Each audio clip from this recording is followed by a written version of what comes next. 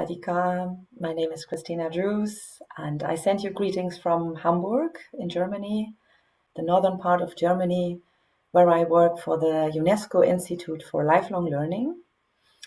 It's one of 8 educational institutes belonging to the UNESCO, and we promote lifelong learning policies and practices with a special focus on adult education, on literacy, and on non-formal education. I'm very pleased today to be part of this meeting, of this conference via Zoom. I thank the organizer, Thailand Knowledge Park, for inviting me and for actually putting the core topic on learning cities and innovative learning ecosystem. So as I said, my name is Christina Drews, and it's been two and a half years that I work for the UNESCO Institute, and mainly on the program on learning cities. So it's a global network of learning cities, that's how we call it. We use the abbreviation of GNLC to make it a little shorter. Just maybe in general to introduce the topic. So I think it's very well known that the number of city dwellers around the world has been growing more rapidly than ever in the recent years. So now more than half of the world's population lives in cities, and it is expected to rise to almost 60% by 2030. So that leaves us another 8 years. Cities have played an increasingly influential role in the national but also in world affairs as they have expanded. And however, this expansion is presenting municipal governments with multiple challenges relating to social cohesion, to economic development, and sustainability, of course. So a clear consequence is that a growing number of municipalities see the implementation of a lifelong learning strategy for inclusive, for sustainable urban development as a key to tackling these challenges. This is why they are taking action towards becoming a learning city. And in order to support local governments to develop concrete strategies for lifelong learning and to build a learning city, our institute has established this program, the GNLC. So we're working, we are the secretariat in Hamburg, and it's a team of 5 members. In total, we have almost 50 employees working in the institute, and we're all from very different countries and backgrounds. So maybe I just start very simple to explain what is this network about. So it's an international policy-oriented network. Our institute provides actually policy advice to member states, over 190 member states of the UNESCO. We're providing inspiration, know-how, and best practice, and our institute is coordinating, as I said, the network. In an ideal world, the GNLC supports and improves lifelong learning in the world's cities by promoting policy dialogue, peer learning among the member cities, fostering partnerships, providing capacity building measures, but also developing instruments to recognize the progress made, such as indicators. This is a very important issue to many of our member cities, how to measure actually progress, what kind of indicators to use. So the whole topic of educational planning is also key in our learning cities. The concept behind is really, maybe I can start going back. The network actually will celebrate its 10th anniversary. The idea, the initiative was found in 2012, 2013. And it started with just a couple of members. And maybe interesting for you as well is that you can access our documents, the basic principle documents. So the network is based on a declaration, the so-called Beijing Declaration on Building Learning Cities. We also have another publication called Key Features of Learning Cities. And these two documents were first adopted in 2013 at the first international conference on learning cities in Beijing. Since then, we have, of course, provided the network with more additional documents, such as Learning Cities and the SDGs, the Sustainable Development Goals. This is an action guide, but also the so-called guidelines for building learning cities. So all of these documents are available on our website of the Institute. A learning city effectively mobilizes resources in every sector to promote inclusive learning opportunities, really from cradle to grave, if I may say.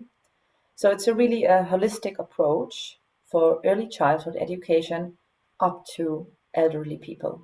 A learning city revitalizes learning in families and in communities, especially 2 years ago, with the start of the pandemic, we observed that learning in families was such an important step, such an important characteristics to really continue education and learning. Our members try to facilitate learning for and in the workplace.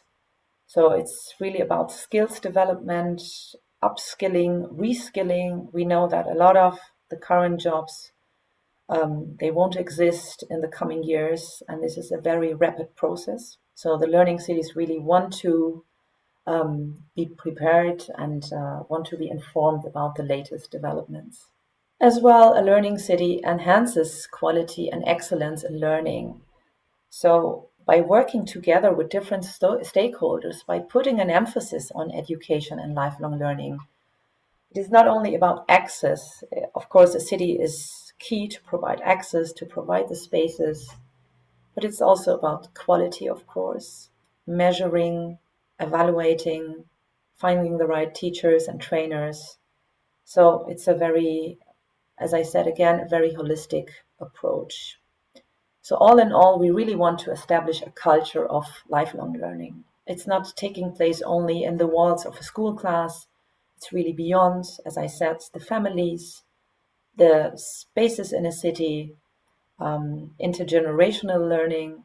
So these are all the important items of a learning city. Actually, I will refer briefly to what we consider a city.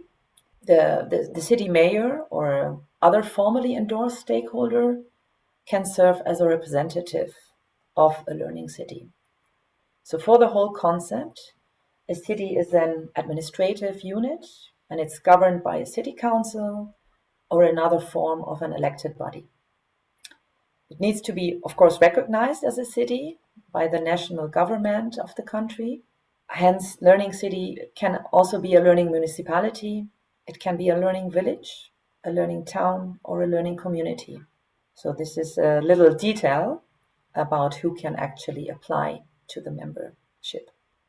We have established a couple of short tutorials. They are called How to Build a Learning City. And if you access actually the publications, you will see that we mention very often 6 key pillars. So one is the planning, like a good plan to how to establish a learning city. The other one is involvement. We have for every of these titles, we have short videos that you can easily access in YouTube. It's also about accessibility, as I just mentioned before, about monitoring and evaluation, and of course about funding. And a learning city, it's not only about financial resources. That's of course best. That's the ideal world. But it's also about spaces. It's about human resources. So we have different layers to the topic of funding. I would like to share with you a small and short video about how to build a learning city so that you can have a little bit more of an insight. Enjoy this short video.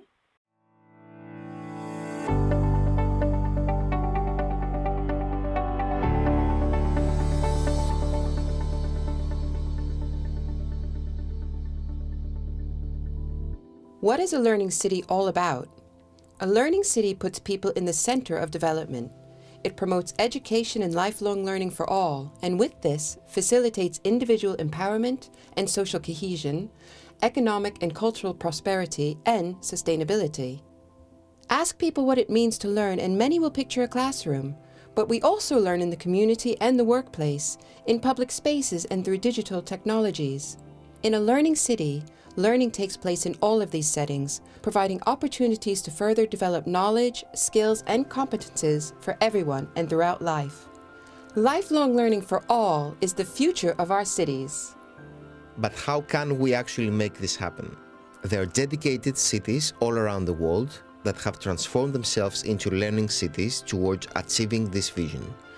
And while every city is unique in its cultural and socio-economic settings, common areas of action exist for building learning cities. Planning, involving stakeholders, celebrating learning, promoting accessibility, monitoring and evaluating progress, as well as mobilizing resources, are core to the success of a learning city. All of these areas are explored in a series of 6 animated video guidelines, which can be used as a starting point for your city to learn more and begin your learning city journey. Other learning cities have contributed best practice videos in which they share their advice to each of these core areas of action. So join the initiative and discover how to transform your own city into a learning city, a place where knowledge thrives, the economy succeeds, communities unite, and where no one is left behind.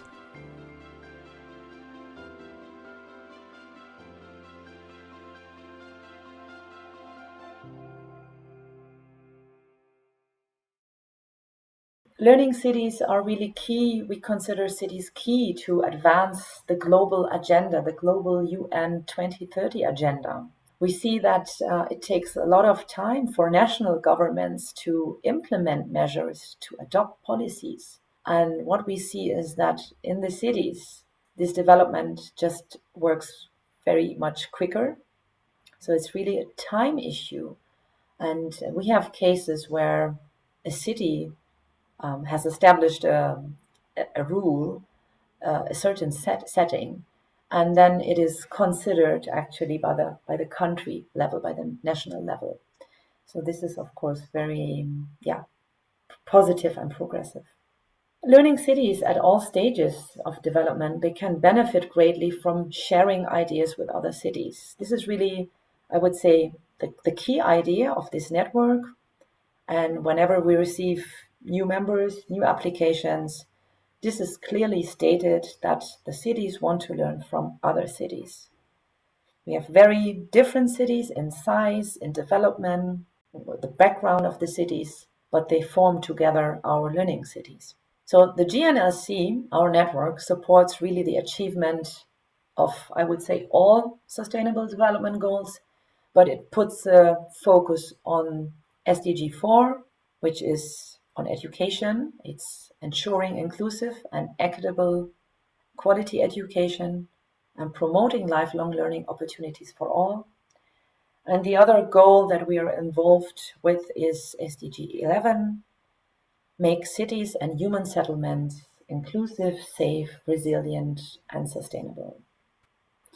So we support and our learning cities try to improve the practice of lifelong learning in the world cities by promoting this kind of policy dialogue and peer learning. So this is really also to encourage other cities to collaborate, to learn from each other. Yes, I mean, we give really this opportunity and this platform to exchange either bilaterally or multilaterally. Some cities can become very creative. They reach out to other cities from the different regions, but of course, very often from the same region, from neighboring countries. We have also the experience that one country starts with one learning city, and then another city joins the network. And all of a sudden, we have this very nice natural development of a few learning cities in one country, and they cooperate together without us, the initiator. So this is the case for a lot of European countries, but also in Asia and Latin America. We see this trend that the cities within one country, they establish a national network of learning cities. Currently, we have 229 cities from 64 countries. And I have to admit that since I joined the Institute, this number is rising. And again, we will this year welcome another, I'm not sure, maybe 50 new cities. This is being decided in the next weeks. The current members, as you can see from the slide, they come from all world regions. Thailand is also among our member country. We have right now a lot of learning cities in the Asian Pacific region, also in Europe. There is a little imbalance when it comes to the Arab and African region, but also within the last couple of months, I would say, and also I think with the pandemic, there's a trend of being aware of the topic and of our network. So what are our members benefiting actually from? As I said, it's very much about sharing good practice, policies. It's also about exchanging communication and being visible. For a lot of our member cities, they really want to become visible in what they are doing. And we have the platform, we have our website, our social media channels where they can share with their other members, other partners. We offer, of course, research and publications. So it's really also an exchange of knowledge. And we provide every second year, we provide an international conference, which takes place every second year in another region. So last year it was taking place for the first time in a hybrid mode. And I think it was really an excellent opportunity to meet offline, but also online for a lot of our cities and also interested partners. What did we do with the current pandemic, which led really to a major amplification of inequalities in education? So when the pandemic actually started, very quickly the network, we switched to an online format, to webinars. So we hosted a series of webinars to explore how learning cities are actually, what are they doing? To gauge the effects of the COVID-19 pandemic within their specific contexts. And how were they responding to this urgent challenge that was posed all of a sudden? So we called actually the whole network to provide insights into their particular handling of the situation. We selected good responses, and we also, again, we published actually a snapshot of learning cities responses. So where you can, this is also available on our website, you can actually read what did learning cities do to continue education, to ensure learning and education. And these snapshots come from different regions, from Africa, Asia, Europe, Latin America, and the Caribbean. What we did as well is we published a so-called issue note. It's called How Cities Are Utilizing the Power of Non-Formal and Informal Learning to Respond to the COVID-19 Crisis. Really, it was amazing to see how the learning cities stood together. They were all interested in the same questions. They faced the same challenges.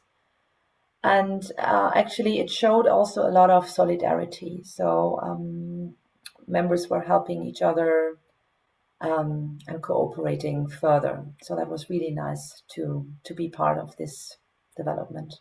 So maybe one special example of a city that is also a member to our network. And this might be looking at it from our angle now, 2022. It seems very easy, but at that time, really starting with the lockdown in Europe, this was quite innovative. So I'm referring to our member Espoo in Finland. Espoo is a city with almost 300,000 inhabitants. And the city designed an app, it's called the Wilma app. And it was mainly to facilitate communication between families and schools. So it was really an app that has been used by schools in Espoo for many years already. But during the crisis, the use of this app increased, of course, significantly. And it was one of the main channels of communication between families and schools. This, important access to information and communication technology was very quickly being developed and being introduced and being used. So this is, I think, a nice example of how a learning city reacted to a very sudden and urgent situation, challenging situation. The app was also used to share joint guidelines for all schools to follow and to inform the community also about food distribution systems. We have seen that it was not only about learning, but influenced very much also the vulnerable groups. As UNESCO, we saw that how important it was actually to keep schools open to ensure really, the health and well-being of students and of children and youngsters. We also offer our members the Learning City Award. It's, I would say, symbolic prize. It's an award given every second year to outstanding examples of cities, outstanding examples of local innovation, of access to, citizens of all ages. The prize is always given at the international conference. So this was the case, as I said, last year in 2021. I have chosen a couple, not all, but as I said, 10 cities were awarded.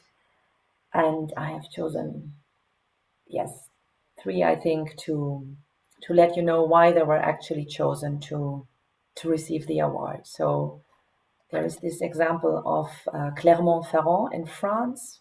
It's a city with around 270,000 inhabitants, many of them students. It's a university city. And you see here clearly the allocation of resources to lifelong learning and to education in general. So the city has 35,000 students, over 1,000 researchers, 35 research laboratories, and it devotes more than 43% of its budget to education and youth, and also 10% to the cultural sector for activities that are accessible to all. I think this is a nice example as well to see the combination of culture and education. A lot of our cities try to involve culture, which is, of course, very natural to make use of it in a city space. Clermont-Ferrand earmarked more than 2 million euros from its annual municipal budget to fund 380 learning projects submitted and chosen by its citizens. Another nice example coming from another region is the city of Huejotzingo in Mexico. This is a smaller city with almost 25,000 inhabitants, and it has been awarded the Learning City Award since it went through a transformation, I would say. So it used to be a very agricultural community, and now it has become really the industrial heart of the Mexican state of Puebla.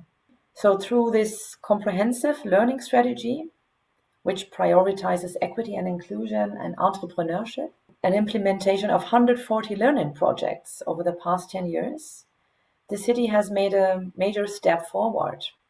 For instance, it has decreased illiteracy by 50%.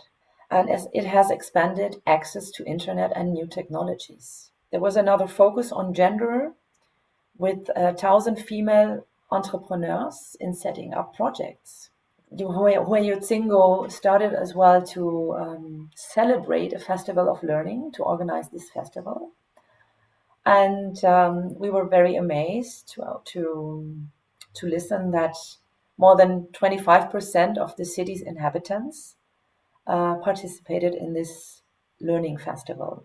From Huejotzingo in Mexico back to Asia now, I'm talking about Shanghai in the People's Republic of China. So you see, by choosing also these different examples, that we have very different, as I said, cities in size and in development, and we do not do any benchmarking. So it's not about competing among each other, but it's really trying to be inclusive and, yes, guiding new cities, no matter at which stage they are, yes, in their way to establish really this lifelong learning culture. In the case of Shanghai, which has always been committed at a very high level to the learning city concept, it has formed a learning city construction model characterized by government promotion, by department collaboration, by social support and citizen participation. The city has, yes, over 20 million residents, yes, average life expectancy of over 83 years, and a population over 1/5, which is over 60 years old. The city places a strong emphasis on learning opportunities for elderly people. It boasts 4 municipal universities for the third age, the golden age, another 44 affiliated schools, over 5,000 neighborhood and village learning stations for older people are among these initiatives. There is also a TV channel broadcasting courses for people over the age of 50. So we see, especially with our Asian Pacific members, that the topic of elderly people and lifelong learning opportunities is of huge importance. So this was a little bit a glance from our cities that have been awarded. I will present you briefly because I'm sure you have much more knowledge of these Thai cities than I do. But within our network, we have also 4 Thai cities. They are a member, Chiang Mai municipality. It was actually the first Thai city to join the network 3 years ago in 2019, promoted the collaboration between the public and the private sector. So since 2019, it has made good progress towards achieving the Learning Cities objectives. It has, for example, not only continued to organize festivals, but it also has launched a new festival, a reading festival. And the key features of a learning city, we really promote lifelong learning festivals. It's really a good opportunity on the local level to promote lifelong learning initiatives and the stakeholders and liaise between different groups and stakeholders. Chiang Mai has been working with the university to discuss and plan guidelines for building learning for the Forest Biodiversity Learning Center during the pandemic. And also the municipality has organized a training project to educate people on the prevention of COVID-19. People were taught to make cloth masks for their own use, and everyone could attend for free. Chiang Mai is also developing to be a smart city, and there is apparently the Digital Economy Promotion Agency who induced multiple aspects of city projects by integrating modern digital technology and innovations through educational technology. And I'm sure you will hear more concrete and more recent examples by the mayor of Chiang Mai municipality, who will be part of today's program as well. Another member is Chiang Mai, a world-class tourism center. I've been there myself 10 years ago. And here there are a number of educational institutes and organizations which are the key resources for the enhancement of lifelong learning approaches for youth, for vulnerable groups, for citizens of all ages and of all socioeconomic status. The local development plan is an important mechanism for the Chiang Mai municipality in planning the use of limited resource and most worthy by planning activities to meet the requirements of a learning city concept. So there are multiple urban developments to meet the requirements of all people. There has been a project, for instance, Bookshelf in the Park. It used abandoned telephone booths and transformed them into a house of books, and that was located in a public park. And I think this is a very, comprehensive and good example of how to use non-formal learning settings and how to ensure really accessibility of the people who normally come to the park and pick and can borrow and also return at any time a book. At the same time, this project also tackles urban waste management, as these telephone booths nowadays are not anymore in use. So I think this is a good purpose for them. We have two more cities, Phuket and Chachuang municipality.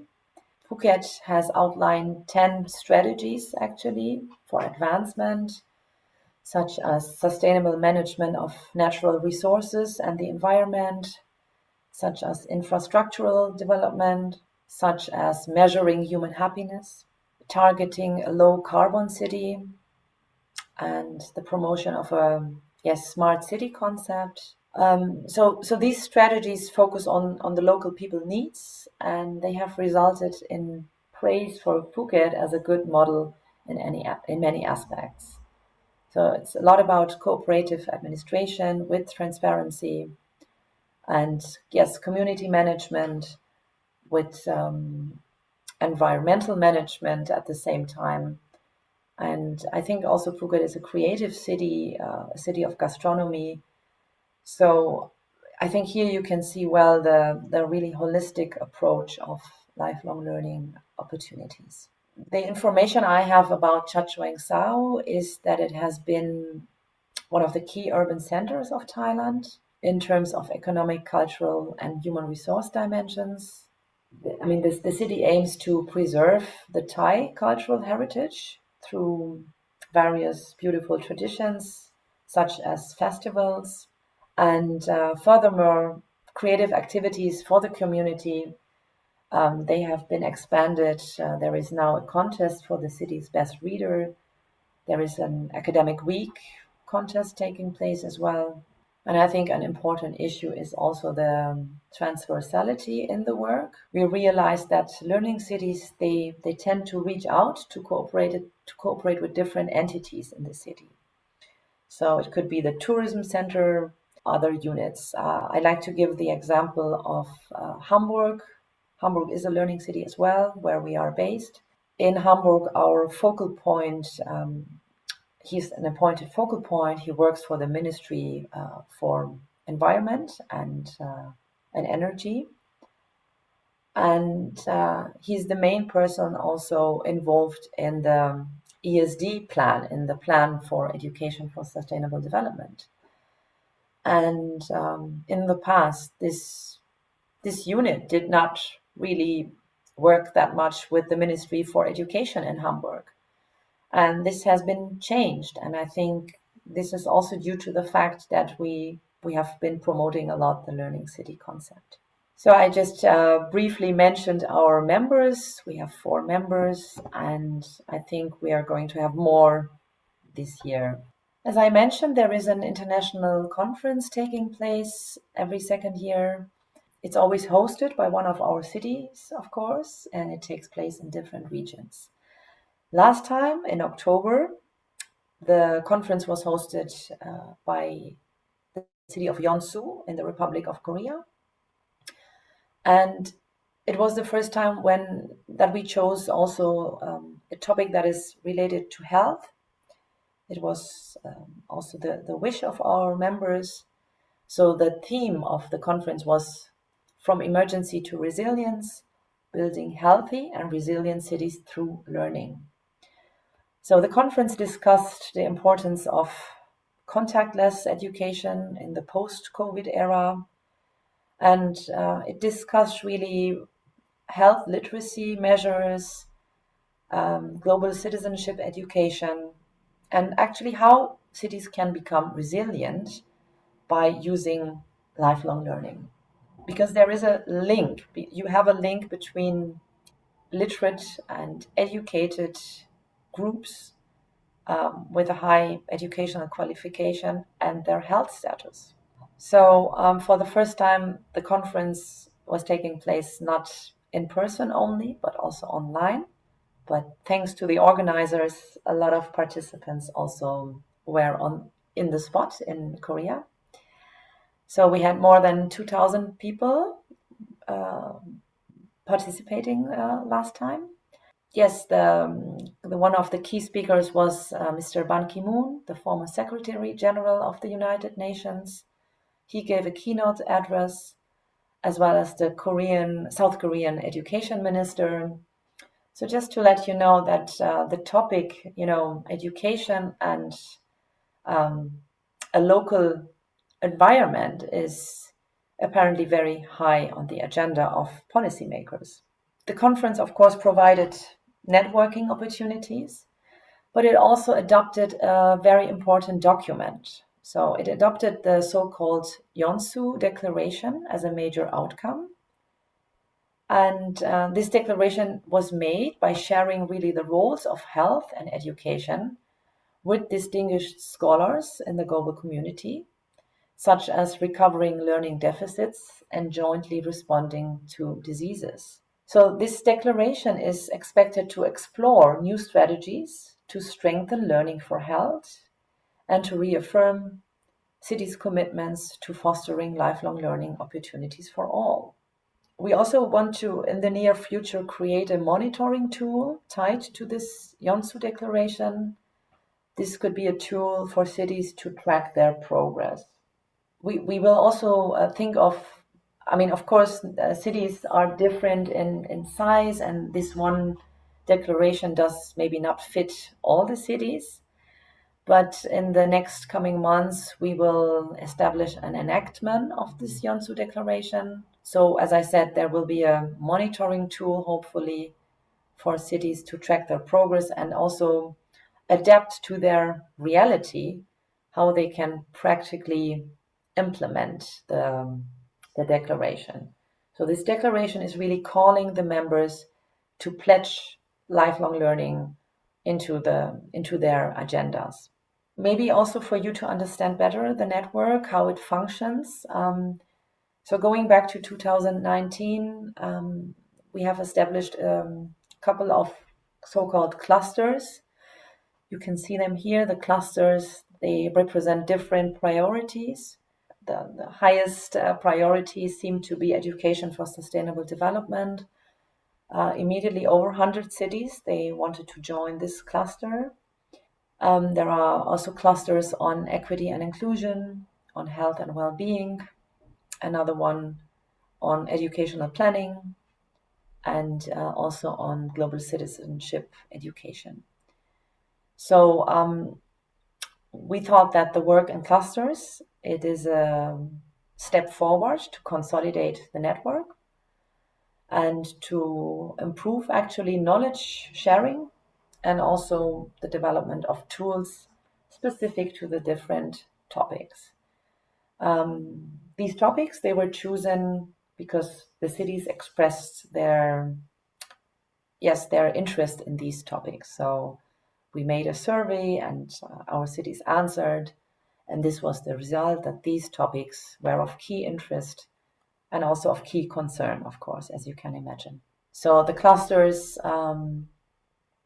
they are, yes, a possibility to exchange again practice and policy, good practice, and really it's a possibility to advance in these different thematic areas. And the different clusters, they are led by so-called coordinating cities. So we have cities they are quite progressive when it comes to health and well-being or education for sustainable development. And they kindly took the role of guiding the cluster. Yes, being actually the contact partner for other cities. The clusters, of course, it's a means to be regularly in touch and to communicate regularly with us, with our institute, of course, but also with the other members, with the city coordinators. And yes, there is also a cluster on equity and inclusion and another one on entrepreneurship, just to be complete with these cluster areas. So now recently we adopted in Yonsu, our cities adopted a new strategy. And you will see here from the slide that the clusters will reach out to involve technical partners for more support, for more expertise. So technical partners can be institutions, organizations, NGOs, but really the experts in the field. So for instance, when it comes, for example, to educational planning and monitoring, we cooperate with an institute in Paris, which is actually it plays the leading role when it comes to educational planning. Item of the strategy, of the current strategy, is to expand the lifelong learning concept to the African region, to support cities, sometimes villages in this region. And as I said maybe before, this is still a little bit underrepresented in the African region. We also call actually our member cities to cooperate. We pledge for decentralized cooperation. So, for instance, there was also the case that a member city from Europe, they already have a partnership with a city in Africa. They've been twin or sister cities, as we say, for the last years. And now actually the current learning city is somehow like a tutor, like a coach, and can support and help the new learning city, the new potential learning city. We also want to develop a database for peer learning, a platform where members can communicate more directly, easier. Right now, we just use our website, so this will hopefully be implemented soon. There is a strong request for this. I won't go into more details because I think this is, already quite specific. Maybe just for information how to join the network. As I said, the membership of GNLC, it comprises learning cities at various stages of development. And we are convinced that a learning city should promote lifelong learning for all. So now we actually have an open membership call. We have already received applications from Thailand. And it's also the first time that we have an international and independent jury of experts. They are accompanying the whole selection process. And the new members will be announced in April. So, in April, you can be aware of which of the Thai cities have been newly integrated into our network. In the slide, you will see that, of course, you have to somehow, the city has to apply with the formal documents. And something that I have not mentioned, and it's very important, is the full commitment and the full support of the mayor. So we really need the formal endorsement of the mayor of the city by his signature, his or her stamp. So this is really to make the whole application complete. And then after the city has completed this formal application, it has to be sent to the National Commission for UNESCO within the country. And then this entity will finally endorse the whole application. So this is the procedure that the cities have to follow. And the next call will only start in 2 years. I don't have the exact date yet. But we see that there is a huge interest, and also for the first time we have, more than ever, we receive applications from the African continent. What is crucial to make lifelong learning a reality in cities, I think we can refer to, one is the involvement of many stakeholders. So bring a lot of stakeholders around the table. And then the political commitment. The mayor has to be behind this concept, but also, reach out to other local institutions. For example, higher education institutions like university. they are a very efficient, good partner to expand this concept and to make it a local reality. The awareness, the publicity of lifelong learning, it's also key. It cannot be really neglected. So the PR, the communication side, to make this actually aware to the citizens. What is this about? How could this look like? And there the city has actually a lot of options. I think creative options can be quite creative on the local level to use spaces, to use already the cultural festivals, for example, events, to spread this concept. And this is a concept that should be open to all ages of society. So that's why we see the very good link with the cities, because they have all groups of society living in the city and they can reach out to these different groups. And of course, inclusion and inclusivity is a main pillar of a learning city.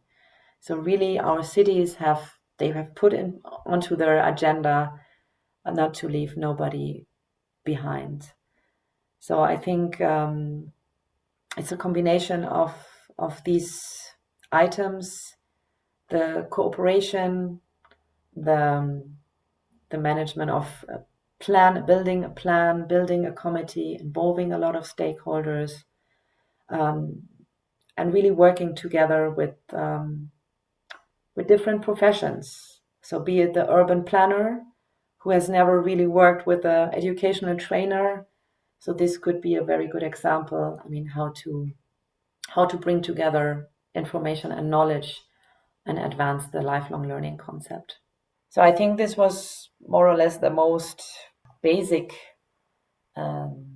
information that I can share with you. I think that it is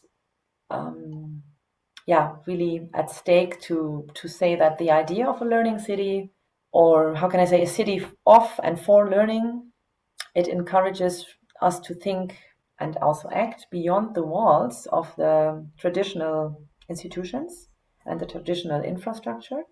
And it's really to raise awareness and create a mindset to think about the city as an ecosystem.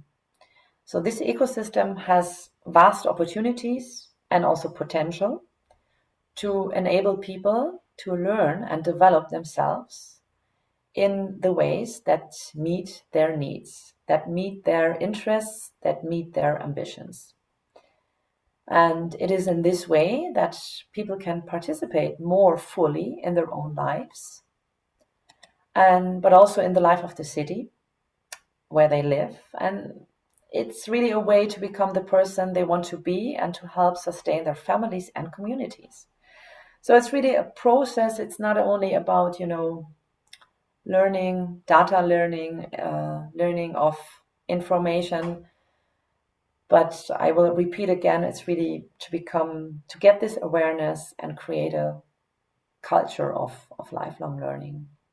And yes, I will soon finish this presentation, but let me maybe say some last words as well. I think that's also important to be reminded of. The concept of lifelong learning, it can be really seen as a driver for sustainable development, and it really needs to be mainstreamed into public policies at national or regional and local level. So the whole policy making and implementation requires a holistic approach. And it's not about working in silos. It's really about working sector-wide and cross-sectorial, involving a lot of sectors of the education system, as well as other ministries and private and public stakeholders, and of course the civil society. So it's establishing lifelong learning is a guiding principle for public policy, and in particular in the education sector, it requires mechanisms for governance. So making lifelong learning a reality is really a collective effort. It requires a participatory approach. I will repeat again, it will involve a lot of stakeholders at different levels from different sectors. A lot of our cities, if they have not done so, they will create a committee, a group of experts that is specifically responsible for the learning city concept within their city. Yes, in order to achieve effective governance mechanisms, all the key stakeholders, they should have an awareness of frameworks and, of course, the political authority of government and the roles of decisive powers involved at the local level. So the degree to which lifelong learning is embedded with the established rules, with the structures and procedures, it differs widely among the countries. That's also very...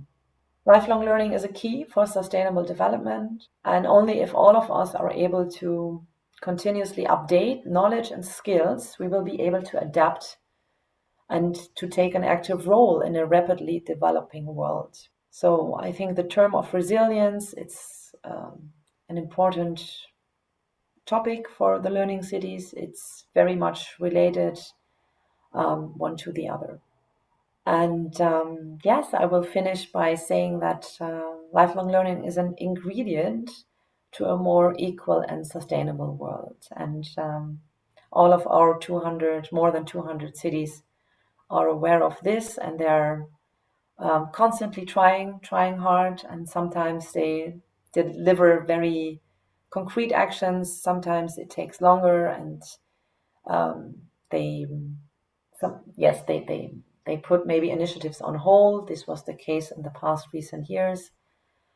But I think all of them, they are united by this unique understanding that without adapting and becoming resilient, without learning, this won't be possible. So this is really a key. And I finish here, and I hope you have understood a little this concept and this whole network. I thank you very much for your time and for listening to me. And of course, if there are questions, our institute is available we'll try to answer these questions. I wish you a very nice and effective and interesting day. Please take care and stay safe. Goodbye from Germany. Thank you and Kopkunka. Goodbye.